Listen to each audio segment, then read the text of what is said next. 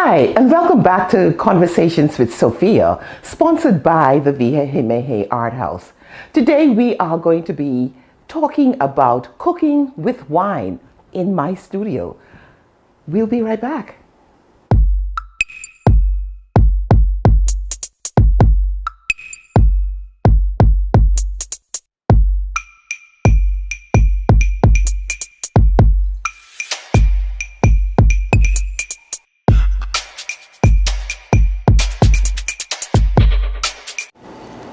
Hi, and so we're back. Today, once again, I am delighted to have in my kitchen resident sommelier Kyle Stubbs from Bristol Wines and Spirits. We talked about cooking with wine the last time we were in studio with Mr. Stubbs, and so we thought we would bring it to the kitchen today. So, Kyle, we are approaching the Lenten season, and I know a lot of persons are trying to eat as much meat before Lent or the Lenten season, but we are also very, very concerned and want to follow the principles of the Lenten season by having some fish. So today, what are you fixing for us? And of course, we must talk about the wine that we're going to either cook with and drink some of. Well, two things. I love both of those questions and comments. Firstly and foremost, one of my good mentors, Rusty Skates, will always say, I always cook with wine. Sometimes I even put it in the food.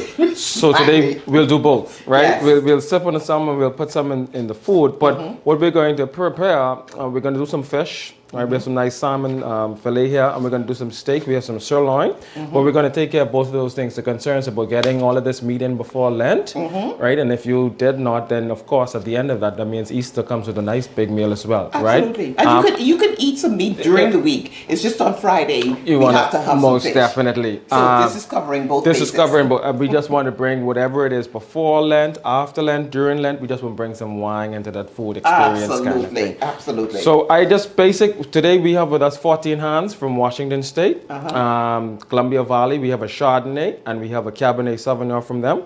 And I'm just going to speak about how we're going to introduce those wines, the various components to this dish. We're going to keep it very simple.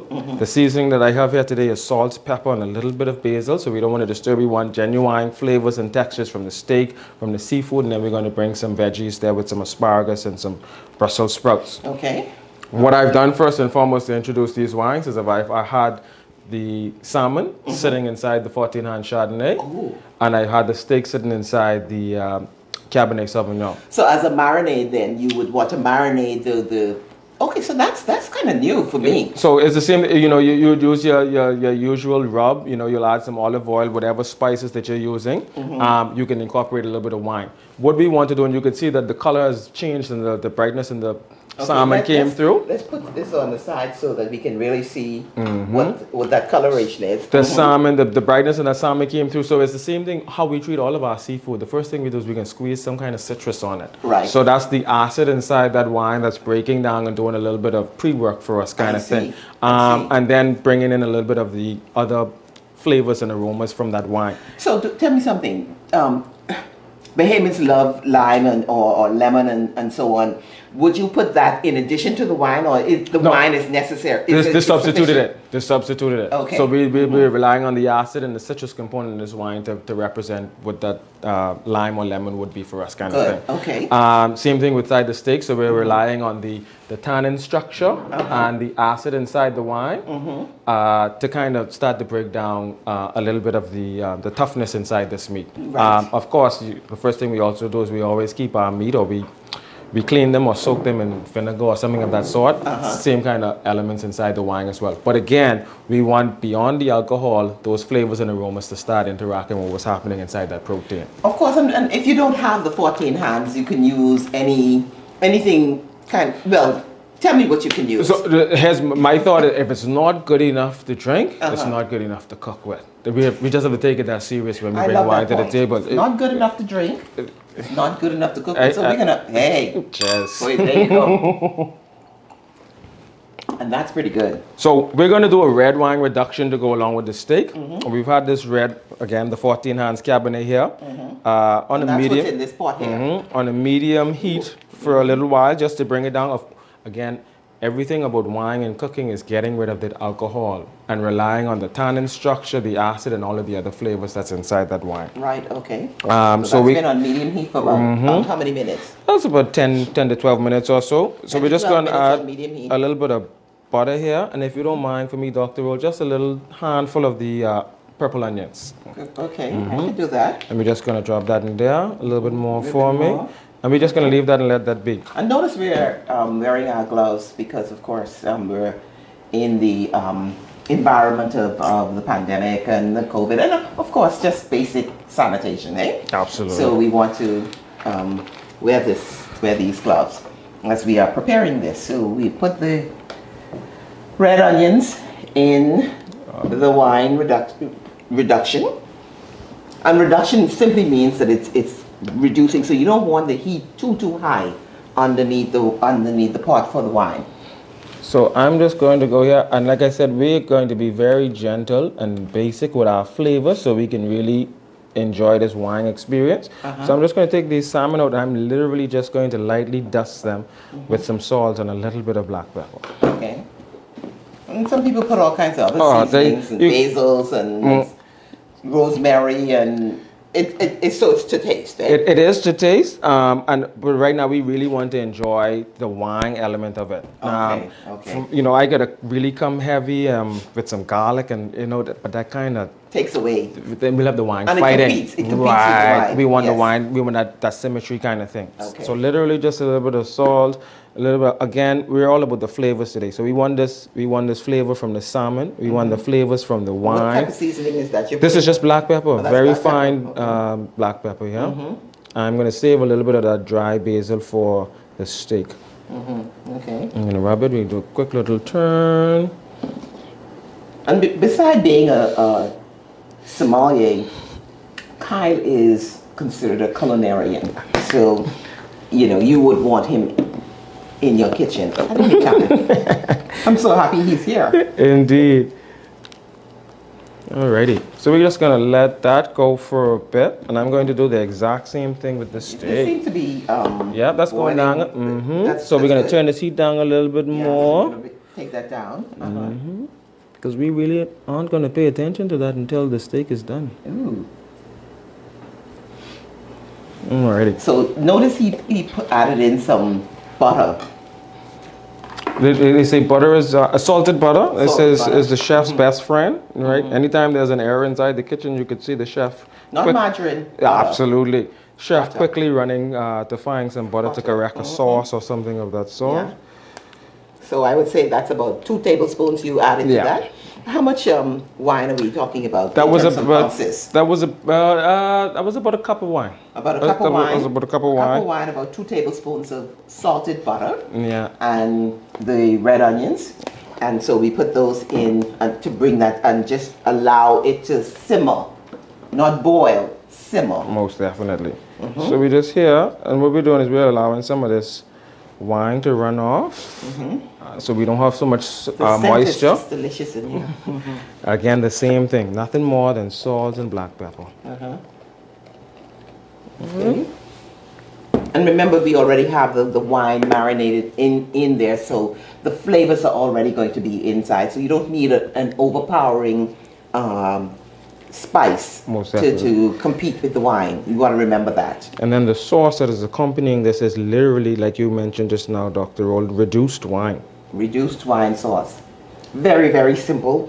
Anyone can fix it. You don't have to be a culinarian. You don't have to be a chef. You don't have to be. You just need to love food. There you go. Love wine. And even for non-wine drinkers, you could actually still cook with wine for the flavor of it, because in the cooking process some of the alcohol escapes, so you don't get that. Most definitely. That you're not going to get drunk.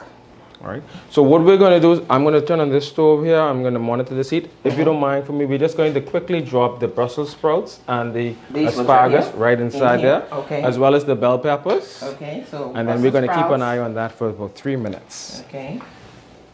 And again, you don't want to overcook your vegetables. So you want to preheat the water so that it's boiling, and you leave that on for to 4 minutes, tops. Otherwise, you get really, really mushy vegetables and they just don't look good when you're serving them.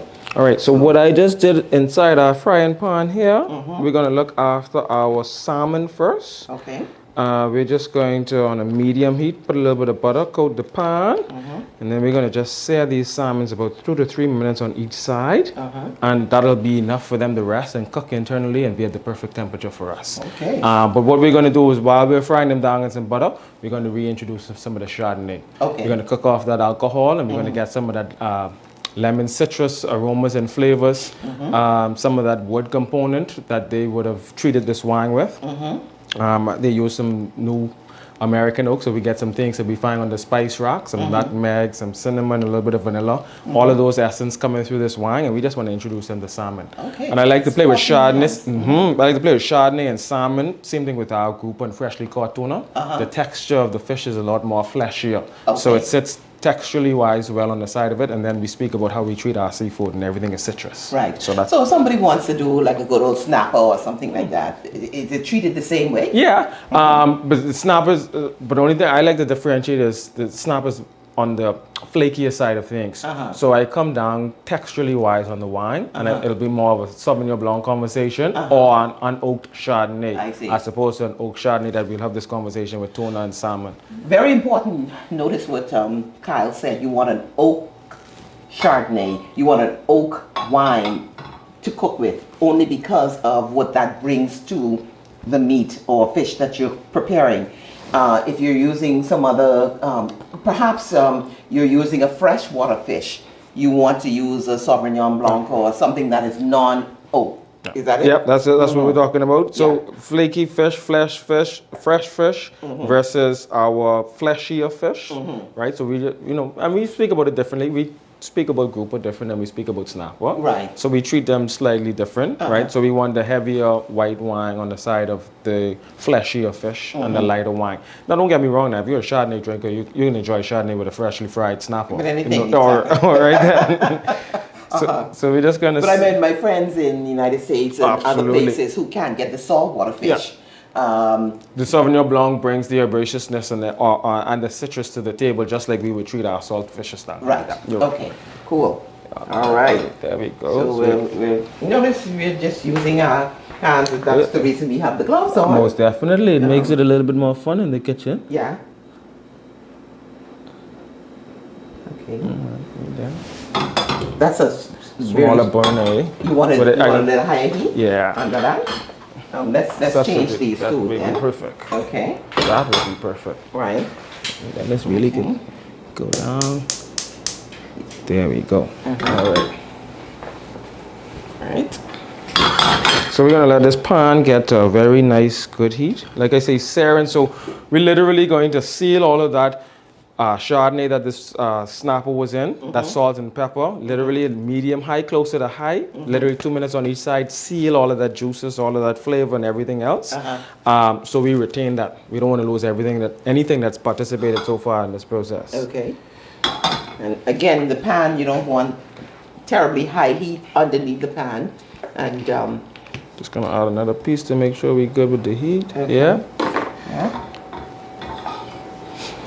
And keep a watch of your vegetables. So what I think we could do is we can turn that off, Dr. Rose. This? Yeah. Okay. Even though we're gonna leave it inside the we can turn that so off. we turn that off.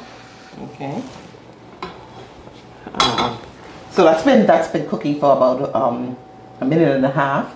So we'll just leave it in the water for another 2 minutes, so that the heat from the water itself continues to cook the vegetables. Alrighty. Ooh. Yeah? Yeah, there we go. We're making some noise. Making some noise. If you can hear it, it's stirring. Meantime, I'm just going to have a little... Absolutely. Just for the sake of the wine, I'm going to have a little wine. That's still good. Alrighty, so we'll let that go for a moment. Yeah. Okay. So I'm going to bring up a little of the heat because we want a little bit more of this heat for when we introduce the Chardonnay back into this mix. Okay. And if you notice that is bubbling a little bit, so it's cooking, but plus it's searing on that side.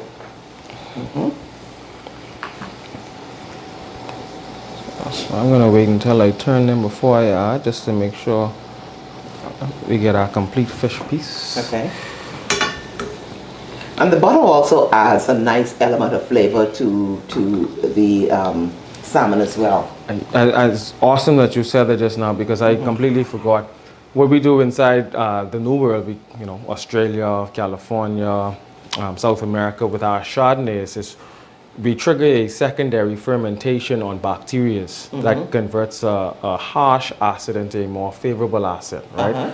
Lactic to malic acid, and we call it malolactic fermentation, but the result is a buttery sensation and a buttery texture. Again, that's so that another element of very Chardonnay. Nicely with the butter that you would add to the fish. Most definitely. So we literally transferring butter. So just step away from what we're preparing today. Just it's always about the butter poached lobster tail, and right, poach your wine, your lobster tail in some wine. Right. And still add the butter. And you're just reinforcing some things. Exactly.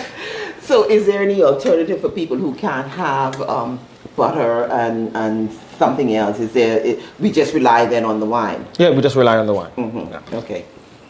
And then at that point, we're looking at all of the other characteristics in the wine. So we would want, to talk about the acid, right? And when it's the red wine, we want to talk about the tannin. Right. Those are the components that make it a food-friendly wine. That's nice. See, yeah. when I talk about Sarin, we still kept all of the black pepper and everything that was there. Yes. So we, want to keep all of the flavors as we go through. So that, and if you can see that the heat was not very, very high underneath that pan. And so, because you don't want a crusty surface at the end of the day. Definitely. You want it still nice. So we're just going to introduce a little bit of the Chardonnay. Ooh. That's what we expected, a little bit of that. And we're just going to let that cook down for a bit, get rid of the alcohol, bring a little bit more of that buttery sensation and those citrus notes. And then we're just going to rest those salmon, and that'll be us. We're going to save a little bit of this jus, though, because we're going to just come and drizzle that. It's all about the red wine sauce on this dish, but we still want to reintroduce a little bit of this jus to keep the moisture on the salmon when we plate it. Explain that. That's just the leftover, from us searing inside here. We introduce this wine, so it's like we're just deglazing the pan. It's the leftover juice inside the pan. I know that. Most definitely. So you don't have to throw away anything. No, right? no. We're keeping everything as we go through this dish. Yeah. Alrighty. So that's cooking nicely. That is coming down nicely as well. Yeah.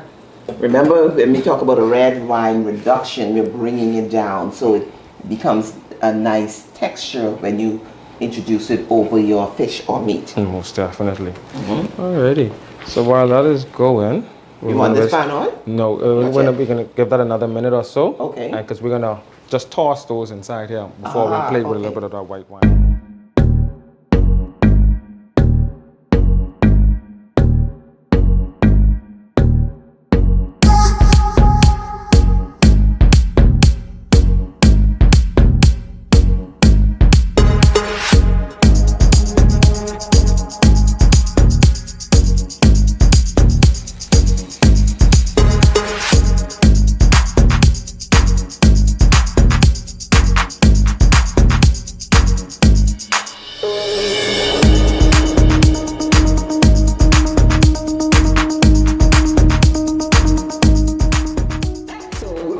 We're now plating this wonderful.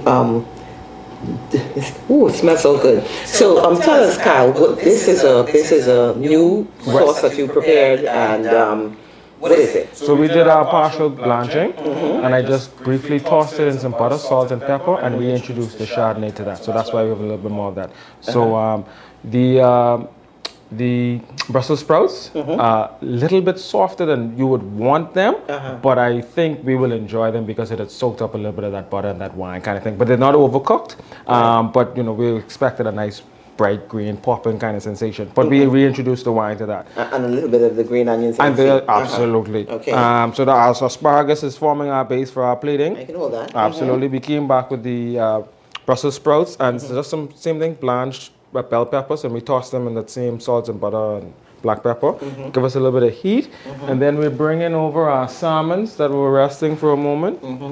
So we're just going to put this. So this is a kind of a surf and turf dish that you can serve, and we're plating that. So we're going to put that there, and we have our next piece of And everything doesn't have to go on a glass plate. No, nope, definitely, definitely not. I'm in love with the wooden board presentations these days. Yes. Alrighty, so we're gonna tuck those things in there. Okay. So we got a nice, very aromatic rosemary here. Fresh rosemary from the garden. Most A lot of definitely. people are doing gardening these days. We're gonna rest that there. Right there. And we also know that we need to have citrus on our surf and turf with our salmon. Right there. And then a little bit of Microgreens. to give us a little bit of classic presentation. We're just going to briefly build that on the top. Wonderful. And then what I'm just going to do is just a little spoon here of our red wine reduction. Remember we were talking about that earlier.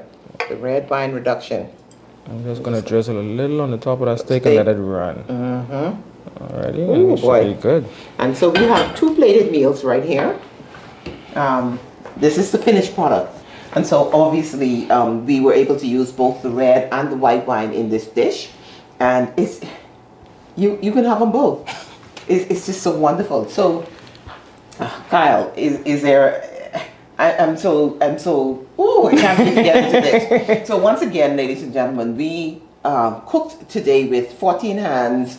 And the Chardonnay and the Cabernet Sauvignon, and we prepared both the salmon as well as the steak, and use a variety of well, not a variety, but essentially we used wine for both dishes, the red and the white wine, and it's very, very simple. It can be cooked, anyone can prepare it, and we invite you to try this out. And perhaps what you can do, I'm inviting you to post your pics on my page with your version of the surf and turf, and we will do the judging and see which one looks good, and we might invite you next time to our kitchen to show us how you would have prepared your surf and turf. And in the spur of the moment, Dr. Roll, I'm going to say we're going to the winner, we're going to give them a nice bottle of the 14 hand Chardonnay and the Cabernet that we're enjoying, based on those pictures that you get posted. So 2 pictures. Your picture, and you are the winner of a bottle of 14 hands Cabernet Sauvignon, as well as the Chardonnay, as well as another special token from the Via Jimenez Art House. Hi, so we've reached the part of the show where we are going to actually taste the wonderful delights that were prepared earlier. So, Kyle, why don't you join me as we taste this wonderful salmon and steak, nice surf and turf. So, you know, I'm a Bahamian, so I like some lemon. So I'm gonna just a nice little squeeze over the salmon. Nice little squeeze of the lemon over there. Fresh salmon. Even though it was cooked in wine, you can put a little lemon to taste on it afterwards.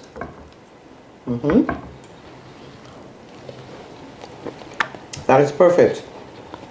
Not overcooked. The moisture is still in there. Yes.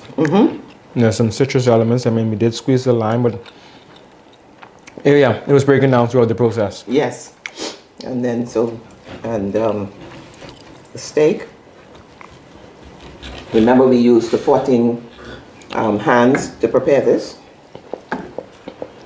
Now this is really good. It's just like pouring red wine over a piece of steak. You can't go wrong with that. Genuine meat flavor. There's something extra, and I have to point my finger at 14 hands Cab.